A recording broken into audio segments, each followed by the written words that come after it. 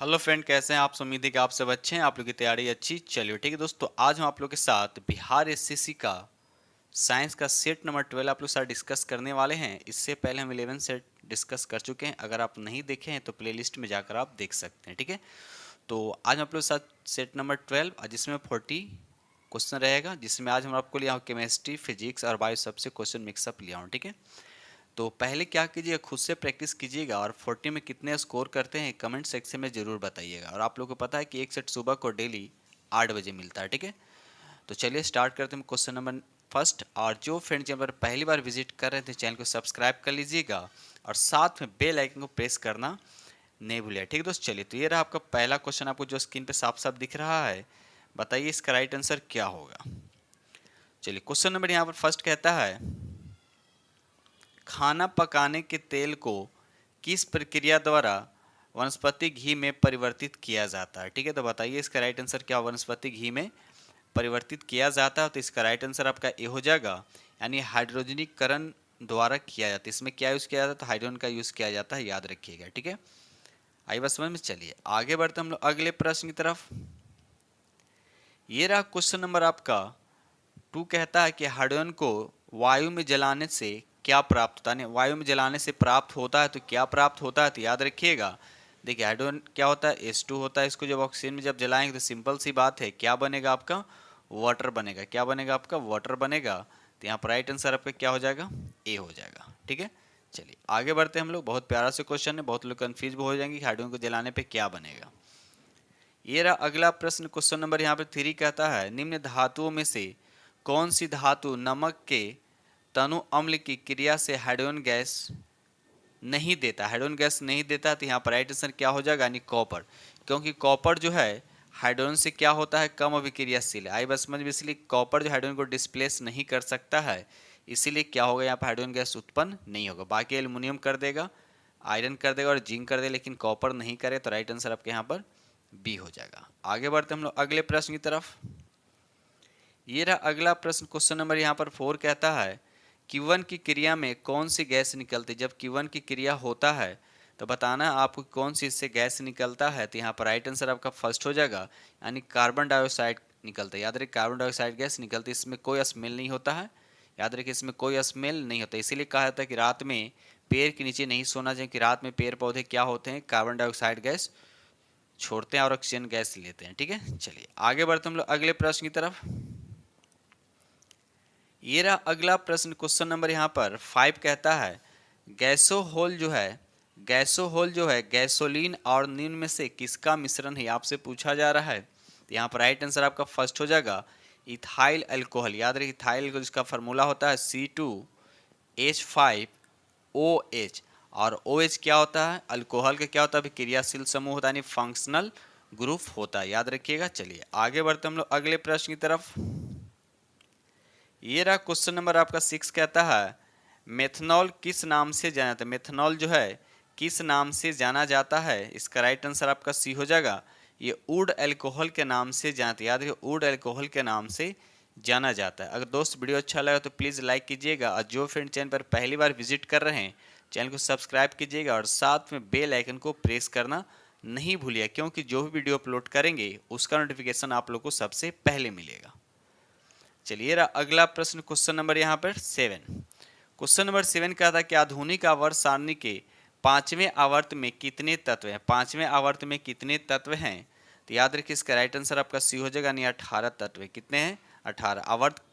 Total आवर्त कितना होता है, टोटल आवर्त की बात किया जाए तो 7 होता है। अगर वर्ग की बात किया जाए आधुनिक में तो 18 होते हैं। ठीक है, याद रखिएगा। चलिए आगे बढ़ते हैं हम लोग अगले प्रश्न की तरफ। ये रहा अगला प्रश्न, क्वेश्चन नंबर यहाँ पर 8 कहता है, हाइड्रोजन की खोज किसके द्वारा की गई थी। हाइड्रोजन की खोज जो है किसके द्वारा की गई थी। इसका राइट आंसर आपका बी हो जाएगा, कैवेंडिश के द्वारा खोज की। तो राइट आंसर आपका क्या हो जाएगा, यहाँ पर बी हो जाएगा। आगे बढ़ते हम लोग अगले प्रश्न की तरफ। चलिए रहा अगला प्रश्न, क्वेश्चन नंबर यहाँ पे 9, निम्न में से किसे भविष्य का ईंधन कहा जाता है। निम्न में से किसे जो है भविष्य का ईंधन कहा जाता है। तो बताइए इसका राइट आंसर क्या होगा। तो यहाँ पर हाइड्रोजन को कहा, किसको कहा जाता है, हाइड्रोजन को कहा जाता है। अगर आशा की धातु पूछा जाए, आशा की धातु किसे कहा जाता है, तो यूरेनियम को कहा जाता है। और एक होता है रणनीति धातु। रणनीति धातु किसको कहता है? टाइटेनियम को कहता है। किसको कहता है? तो टाइटेनियम को कहा जाता है। किसको? रणनीति धातु, याद रखिएगा। ठीक है, चलिए आगे बढ़ते हैं हम लोग। ये रहा अगला प्रश्न, क्वेश्चन नंबर यहाँ पर 10 कहता है वह तत्व जिसका परमाणु क्रमांक और परमाणु भार दोनों क्या हो? समान हो, क्या कहलाता? देखिए यहाँ पर हाइड्रोजन एक ऐसा तत्व है जिसमें परमाणु क्रमांक परमाणु भार क्या दोनों समान होते, क्योंकि इसमें न्यूट्रॉन नहीं होता। इसमें क्या होता है? न्यूट्रॉन नहीं होता, याद रखिएगा। चलिए आगे बढ़ते हम लोग अगले प्रश्न की तरफ। क्वेश्चन नंबर यहाँ पे 11 कहता है कि आयतन के अनुपात में जल में हाइड्रोजन और ऑक्सीजन का अनुपात के जल का फॉर्मूला क्या होता है? ये अनुपात आपसे पूछा है। तो आयतन के अकॉर्डिंग जब पूछेगा तो यहाँ पर देखिए, यहाँ पर हाइड्रोजन कितना हो जाएगा? 2 और ऑक्सीजन के यहाँ पर 1, यानी 1:2:1 हो जाएगा। तो राइट आंसर आपका यहाँ पर ये। अगर एक भार से पूछता तो इसका भार कितना होता है? 2, ऑक्सीजन का भार यहाँ हो जाएगा 16। इसको काटेंगे, रेशियो के फॉर्म में रहेगा तो ये 1 हो जाएगा और ये हो जाएगा 8। जब ये भार से पूछेगा तो 1:8 होगा, लेकिन यहाँ आयतन के अकॉर्डिंग पूछा है इसलिए यहाँ पर 2:1। ध्यान रखिए, कंफ्यूज मत होइएगा। चलिए रहा अगला प्रश्न। देखिए भार से रिलेटेड क्वेश्चन आ गया। भार के अनुपात में जल में हाइड्रोजन व ऑक्सीजन का अनुपात आपसे पूछा जा रहा है, तो याद रखिए यहाँ पर राइट आंसर 2:, क्या हो जाएगा? हाइड्रोजन का भार 2 हो जाएगा और ऑक्सीजन कितना? 8×2 = 16, यानी यहाँ पर 16 हो जाएगा। तो काटिए इसको, 1 बार में जाएगा, ये 8 बार में जाएगा, यानी 1:8। तो यानी पहला ऑप्शन आपको मिल रहा है, याद रखिएगा। चलिए आगे बढ़ते हम लोग अगले प्रश्न की तरफ। दोस्त सेशन को लाइक करते चलिएगा। जो फ्रेंड चैनल पहली बार विजिट करने चैनल को सब्सक्राइब कर लीजिएगा। क्वेश्चन नंबर यहाँ पे 13 कहता है निम्न में से कौन सा सार्वजनिक तापन के लिए उत्तरदायी होता है? ये आपसे पूछा जाए तो बताइए 13 का राइट आंसर क्या होगा? तो यहाँ पर राइट आंसर आपका मीथेन भी हो जाएगा, कार्बन डाइऑक्साइड भी हो जाएगा, जलवाष्प भी हो जाएगा। उपयुक्त में से क्या हो जाएगा? सभी अन्य डी इसका राइट आंसर हो जाएगा। चलिए रहा अगला प्रश्न, क्वेश्चन नंबर यहाँ पर 14 बताइए। कहता है निम्न में कौन हरित गैस है? हरित गैस आपको बताने, तो यहाँ पर कार्बन डाइऑक्साइड भी है, सल्फर डाइऑक्साइड भी है, मेथेन भी है। तो राइट आंसर आपका क्या हो जाएगा? यहाँ पर 14 का राइट आंसर आपका यहाँ पर डी हो जाएगा। ठीक है, चलिए आगे बढ़ते हैं हम लोग।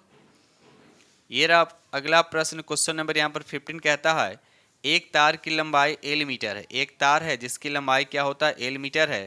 तार को खींचकर उसको 2L बना दिया गया। तार को जब खींचा है उसको 2L बना दिया गया, तो कहता है कि अब तार का प्रतिरोध क्या होगा? अब तार का प्रतिरोध क्या होगा? तो R क्या होता है? ρL/ क्या होता है? ये होता है। तो अब देखिए जब इसको दुगना कर दिया तो जाहिर सी बात है प्रतिरोध भी क्या हो जाएगा आपका? दुगना, नहीं पहले का दुगना हो जाएगा। तो राइट आंसर आपका क्या हो जाएगा? यहाँ पर ए हो जाएगा, यानी 15 का राइट आंसर आपका ए हो जाएगा। ठीक है, चलिए ये रहा अगला प्रश्न, क्वेश्चन नंबर यहाँ पर 16 कहता है विशिष्ट प्रतिरोध का SI मात्रक आपसे पूछा जा रहा है। विशिष्ट प्रतिरोध का SI मात्रक क्या होता है? ये ओम किसका होता है? तो ओम होता है सिर्फ प्रतिरोध का, लेकिन यहाँ विशिष्ट लिखा हुआ है इसलिए राइट आंसर आपके यहाँ पे क्या हो जाएगा? ओम मीटर हो जाएगा। क्या हो जाएगा? ओम मीटर किसका हो जाएगा? विशिष्ट प्रतिरोध का, याद रखिएगा। ठीक है, चलिए आगे बढ़ते हम लोग अगले प्रश्न की तरफ। चलिए रहा क्वेश्चन नंबर आपका, क्वेश्चन नंबर यहाँ आपका 17 कहता है कि घरों में लगे पंखे बल्ब आदि लगे होते हैं, श्रेणी क्रम में होता है कि मिश्रित क्रम में होता है कि समांतर क्रम में होता है या किसी भी क्रम में होता?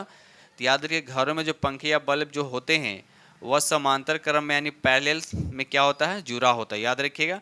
लेकिन मैरिज हॉल में सुने हुए सीरीज बल्ब होता है जो श्रेणी क्रम में होता है। ठीक है, टॉर्च में जो बैटरी इस तरह से जो लगाया जाता है, ठीक है, इस तरह से जो बैटरी लगाया जाता है भी क्या होता है? श्रेणी क्रम में होता है। लेकिन जब बैटरी एक दूसरे के ऊपर रखा जाएगा, इस तरह से एक दूसरे के ऊपर रखकर इस तरह से ज्वाइन किया जाएगा, ठीक है ना, तो ये कौन सा क्रम होगा? ये आपका क्या हो जाएगा? समांतर क्रम में हो जाएगा। ठीक है, चलिए आगे बढ़ते हम लोग अगले प्रश्न की तरफ। क्वेश्चन नंबर यहाँ पर 18 कहता है किसी परिपथ में एक बिंदु पर मिलाने वाली धारा का बीजीय योग क्या? देखिए मान लीजिए बिंदु, ये परिपथ है, सब आके बिंदु पर मिल रहा है, ठीक है, तो बीजीय योग यहाँ पर क्या होता है? 0 होता है। तो राइट आंसर आपके यहाँ पर 18 का बी हो जाएगा। ठीक है, चलिए आगे बढ़ते हम लोग अगले प्रश्न की तरफ। चलिए रहा अगला प्रश्न, क्वेश्चन नंबर यहाँ पे 19 कहता है एक चालक का प्रतिरोध 440 ओम दे रखा है। यदि इससे 110 वोल्ट के स्रोत से जोड़ा जाए तो इससे कितनी धारा प्रवाहित होगी? यानी आई आपसे पूछ रहा था। आई इक्वल टू क्या होता है? V अपॉन क्या होता है? R होता है। तो V कितना दे रखा है? 110, कितना हो जाएगा? 110 और प्रतिरोध कितना है 440। काटिए इसको, 11 से कितना बार में 4 बार में, यानी 1/4 जब इसको डेसिमल में कन्वर्ट कीजिएगा तो 0.25 आएगा। 0.25 आएगा तो राइट आंसर आपका क्या हो जाएगा यहाँ पर बी हो जाएगा। ठीक है, चलिए आगे बढ़ते हम लोग अगले प्रश्न की तरफ। ये रहा अगला प्रश्न, क्वेश्चन नंबर यहाँ पे 20 कहता है कि विद्युत उपकरण में अर्थ का उपयोग होता है। विद्युत उपकरण में अर्थ का उपयोग होता है तो इसका राइट आंसर आपका सी हो जाएगा। सुरक्षा के लिए किया था, किसी लिए किया था, सुरक्षा के लिए किया जाता है, तो राइट आंसर आपका यहाँ पे सी हो जाएगा। ठीक है, चलिए आगे बढ़ते हैं हम लोग।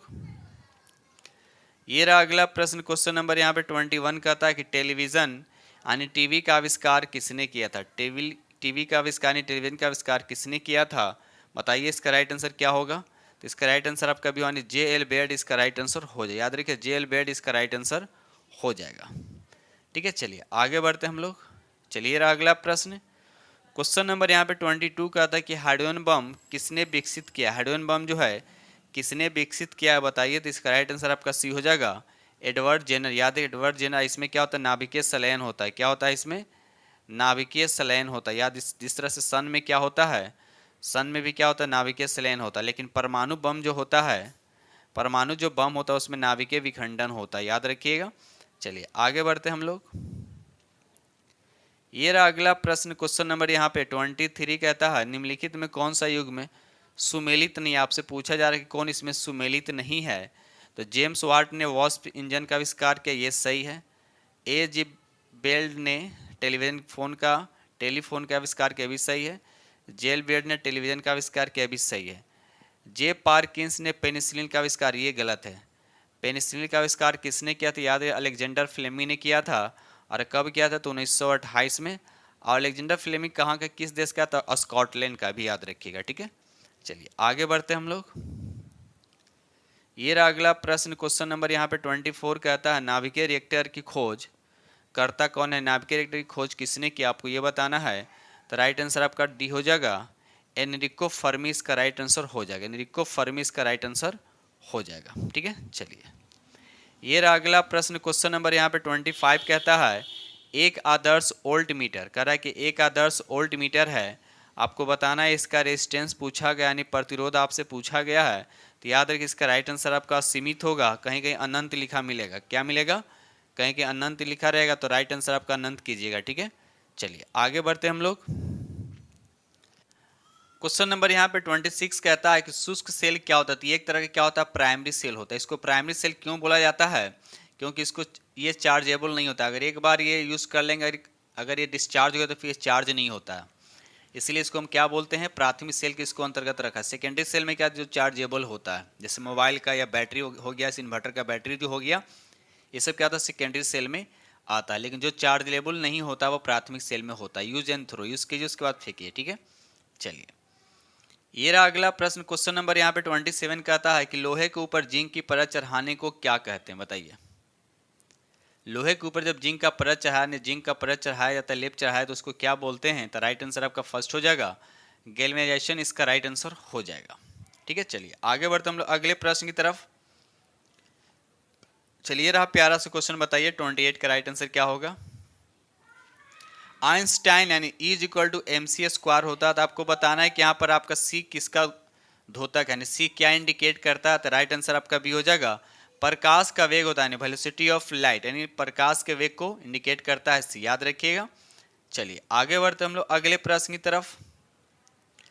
चलिए आपका प्यारा सा क्वेश्चन बताइए 29 कहता है कथन दे रखा है कि खतरे का सिग्नल जो है लाल रंग का बनाया जाता है। ठीक है, कारण क्या दे रखा है, लाल रंग का परिकिरण सबसे कम होता है। बात सही है, इसीलिए तो इसका यूज किया जाता है, यानी खतरे का सिग्नल जो है लाल रंग का बनाया जाता है। कारण इसलिए कि लाल रंग का परिकिरण क्या होता है, सबसे कम होता है। यानी पहला स्टेटमेंट भी सही है और उसका कारण भी सही है। तो देखिए कौन सा ऑप्शन है, तो यानी पहला ऑप्शन आपको दिख रहा है, यानी ए और आर दोनों सही है, और आर जो ए की सही व्याख्या, तो राइट आंसर आपके यहाँ पर ए हो जाएगा। ठीक है, साथ साथ ये भी याद है इसका वेवलेंथ क्या होता है, सबसे ज़्यादा होता है। सभी कलर में रेड कलर का वेवलेंथ क्या होता है, सबसे ज़्यादा होता है, इसलिए इसका डेविएशन जो होता है सबसे कम होता है। सबसे ज़्यादा डेविएशन यानी विचलन किसका होता है, तो बैगनी कलर का होता है, यानी वायलेट का होता है। चलिए अगला प्रश्न बताइए इसका राइट आंसर क्या होगा। क्वेश्चन नंबर 30 का था एक तालाब के किनारे के मछुआरा मछली को भाले से मारने की कोशिश करता है, ठीक है। तदनुसार उसे निशाना कैसे लगाना, यानी कहाँ पर उसको निशाना लगाना चाहिए। पहला दे रखा जहां मछली दिखाई दे उसके ऊपर, बी लिखा सीधे मछली पर, जहां मछली दिखाई दे उससे नीचे, और डी में लिखा पानी के ऊपरी सतह पर। आपको बताना है इसका राइट आंसर क्या होगा। तो याद रखिए यहाँ पर राइट आंसर आपको क्या हो जाए, यहाँ पर जहां मछली दिखाई दे उससे नीचे, क्योंकि मछली जो है क्या होता है, अपवर्तन के कारण क्या थोड़ा सा ऊपर दिखाई देता है, ठीक है ना। आप लोग पढ़े होंगे प्रकाश के अपवर्तन, तो कोई भी वस्तु जब पानी में होता है तो वो अपनी स्थान से ऊपर दिखाई देता है, ठीक है ना। इसलिए जब भी अगर मछली को मारना हो तो नीचे मारेंगे, ठीक है। तो यहाँ पर राइट आंसर आपका क्या हो जाएगा, सी हो जाएगा। चलिए रहा अगला प्रश्न, क्वेश्चन नंबर यहाँ पे 31 का था कि पानी में भरे कप की तली में एक पत्थर रखा है, पत्थर की आभासी गहराई कैसा होगा। मान लीजिए पानी में पत्थर रखा है, तो अगर ओरिजिनल पत्थर यहाँ पर थोड़ा सा ऊपर दिखाई देगा, तो वो क्या होगा इसमें आंसर बताइए। यानी यहाँ ना दिखाई देकर यहाँ पर दिखाई देगा, ठीक है। तो कह रहा है इसकी वास्तविक गहराई के बराबर होगा, नहीं। वास्तविक ये ऊपर दिखाई तो गहराई कम जाएगा ना, यानी वास्तविक गहराई यहाँ पर है, लेकिन अब यहाँ पर वो दिखाई दे रहा है, तो क्या होगा, इसकी वास्तविक गहराई से कम, यानी ये सही होगा। देखिए वास्तविक गहराई यहाँ पर हो गया, लेकिन ये यहाँ पर दिखाई दे रहा है, यानी वास्तविक गहराई से कम होगा क्या, आभासी गहराई। तो राइट आंसर आपका क्या हो जाएगा, यहाँ पर बी हो जाएगा, ठीक है। चलिए आगे बढ़ते हम लोग अगले प्रश्न की तरफ। क्वेश्चन नंबर यहाँ पे 32 कहता है इको साउंडिंग प्रयोग होता है। इको साउंडिंग जो है प्रयोग होता है तो किस लिए किया था बताइए। 32 का राइट आंसर क्या होगा बताइए। तो यहाँ पर राइट आंसर आपका सी हो जाए, समुद्र की गहराई मापने के लिए। याद है समुद्र की गहराई को मापने में किया जाता है इको साउंड, याद रखिएगा। चलिए आगे बढ़ते हम लोग। चलिए बताइए क्वेश्चन नंबर 33, बहुत बार एग्जाम में एक क्वेश्चन पूछा गया है, याद रखिएगा, ठीक है। डॉपलर प्रभाव जो संबंधित आपको बताना है किससे, ध्वनि से कि जनसंख्या से कि मनोविज्ञान से है या मुद्रा प्रचलन से। तो याद रखिए इसका रिलेशन जो है साउंड से यानी ध्वनि से, याद रखिएगा। चलिए आगे बढ़ते हम लोग अगले प्रश्न की तरफ। चलिए अगला प्रश्न बताइए क्वेश्चन नंबर यहाँ पे 34 कहता है पास आती हुई रेल की सीटी की आवृत्ति या तीक्ष्णता बढ़ती जाती है ऐसा किस घटना के कारण होता है, ऐसा किस घटना के कारण होता है। तो आप पढ़ेंगे आप लोग डॉपलर प्रभाव, तो यहाँ पर राइट आंसर आपका क्या हो जाएगा, यहाँ पे बी हो जाएगा, ठीक है दोस्त। चलिए आगे बढ़ते हम लोग अगले प्रश्न की तरफ। क्वेश्चन नंबर यहाँ पे 35 कहता है निम्नलिखित कथनों में कौन सा कथन आपका सही है, बताना आपको कौन सा कथन सही है। यहाँ ध्वनि का वेग दे रखा, ध्वनि के वेग से रिलेट करके आपको बताना है कौन सा सही है। कहता है कि माध्यम के प्रकृति पर निर्भर नहीं करता है, ये गलत है। कहता है गैसों में अधिकतम और द्रव में न्यूनतम होता है, ये भी स्टेटमेंट आपका गलत है। ठोसों में अधिकतम, ये तो खैर सही, ठोसों में अधिक होता है, द्रव में न्यूनतम नहीं होता है। आगे देख लेते हैं डी, ठोसों में न्यूनतम होता है और गैस में सबसे कम होता है, ये बिल्कुल बात सही है। यानी सबसे ज़्यादा ये ध्वनि किस में होता है, सॉलिड में, उससे कम होता है लिक्विड में, सबसे कम होता है गैस में। तो यहाँ पर राइट आंसर आपका क्या हो जाएगा, डी हो जाएगा, ठीक है। चलिए आगे बढ़ते हम लोग अगले प्रश्न की तरफ। क्वेश्चन नंबर यहाँ पे 36 कहता है कि प्रकाश वायु की अपेक्षा कांच में मंद गति से चलता है। जाहिर सी बात है अगर हम वायु की बात कर रहे हैं यानी एयर की बात कर रहे हैं, यहाँ पे एयर की बात कर रहे हैं, अब एक हम बात कर रहे हैं किसका, ग्लास यानी कांच का। तो कांच का क्या होता है, एयर के कंपेयर में कांच का क्या होता है, रिफ्रैक्टिव इंडेक्स क्या होता है, ज़्यादा होता है, यानी एयर का क्या होता है, कम होता है। आपको बताना है क्यों। तो यहाँ पहले ही ऑप्शन दिख रहा है कि वायु का अपवर्तनांक जो होता है, रिफ्रैक्टिव इंडेक्स जो होता है, कांच के कंपेयर में क्या होता है, कम होता है। तो ये बिल्कुल स्टेटमेंट क्या है, सही है। तो इस प्रश्न का उत्तर आपका क्या हो जाएगा, ए हो जाएगा, ठीक है। चलिए आगे बढ़ते हम लोग अगले प्रश्न की तरफ। चलिए अगला प्रश्न बताइए, यहाँ पर बायोलॉजी से क्वेश्चन आपका दे रखा है। कहता है जिनोस्पर्म का मेवा किसे कहा जाता है, जिनोस्पर्म का मेवा किसे कहा जाता है। तो यहाँ पर राइट आंसर आपका सी यानी चिलगोजा को कहा जाता है। किसको कहा जाता है, चिलगोजा को कहता है जिनोस्पर्म का मेवा कहा जाता है। 37 का राइट आंसर आपका यहाँ पर सी हो जाएगा। चलिए अगला प्रश्न क्वेश्चन नंबर यहाँ पे 38 कहता है कि एल्फा विष जो है किससे बनते हैं, एल्फा विष जो है ये किससे बनते हैं। तो याद रखिए कवक से बनते हैं। किससे बनता है, तो कवक से बनता है। तो राइट आंसर आपका यहाँ पर ए हो जाएगा। चलिए अगला प्रश्न क्वेश्चन नंबर यहाँ पर बताइए, क्वेश्चन नंबर यहाँ पे 39, डबल रोटी के निर्माण में किस कवक का प्रयोग किया जाता है, डबल रोटी के निर्माण में किस कवक का प्रयोग किया जाता है। तो यहाँ पर राइट आंसर आपका सी यानी सैक्रोमाइसेस कवक का प्रयोग किया जाता है। तो राइट आंसर आपका यहाँ पर सी हो जाएगा, ठीक है। चलिए आगे बढ़ते हम लोग। ये अगला प्रश्न, ये आप लोग को होमवर्क हो गया, ठीक है। इसका कमेंट सेक्शन में आंसर बताइएगा कि इसकी राइट आंसर क्या होगा। कहता है कि लाइकन जो एक नग्न चट्टान पर भी पारिस्थितिकी के अनुक्रम प्रारंभ करने में सक्षम है, वास्तव में किसकी सहजीवी साहचर है? शैवाल और जीवाणु का, शैवाल और कवक का, जीवाणु और कवक का, कवक और मॉस का। तो आपको बताने हैं इसका राइट आंसर क्या होगा, कमेंट सेक्शन में लिखकर बताइएगा कि 40 का राइट आंसर क्या होगा। ठीक है दोस्तों, इस तरह से हमने आप लोग के साथ 40 MCQ डिस्कस किया हूँ साइंस का जो मोस्ट इंपोर्टेंट क्वेश्चन है। ठीक है, आप लोग खुद से प्रैक्टिस कीजिए और 40 में कितने स्कोर करते हैं कमेंट सेक्शन में जरूर बताइएगा। ठीक है दोस्तों, इसी के साथ हम वीडियो करते हैं समाप्त और मिलते हैं आप लोग से नेक्स्ट वीडियो में। तब तक के लिए थैंक यू वेरी मच।